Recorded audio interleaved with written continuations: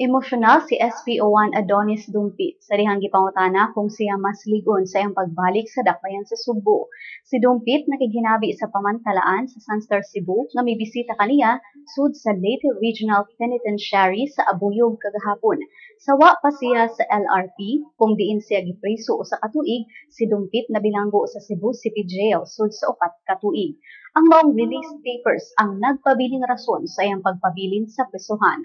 Mato ni Superintendent Geraldo Aro sa LRP nga mokabat og usa ka semana ang pagproseso sa maong dokumento apan dugang niya mapadali kini kung personal nga ipadala sa iyang abogado ang release papers. Si Aro mibutyag nga ang Court of Appeals nangayon na og certification of detention ni Dumpit na kasamtangan pang giproseso ang piyansa sa pagkakaron. Apan kung madawat na niya ang release order, iyang buhian si Dumpit. Si Aro miingon nga ang maong release order ipadala didto sa Bureau of Corrections sa New Bilibid Prison pinaagi ni Director Rainier Cruz. Si Cruz mamumando sa LRP sa kagawasan ni Dumpit, matod ni Aro. Si Dumpit may padayag nga ang iyang pinakaunang buhaton sa pag-abot sa dakbayan mao ang pag-report sa Police Regional Office sa Central Visayas.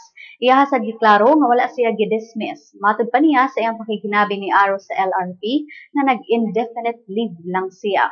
Si Aro mitambag ni Dumpit sa pag-apply og reinstatement aron makuha ang sweldo kung siya maabswelto. Si Dumpit ni serbisyo og 27 ka tuig sa wala pa siya nabilanggo.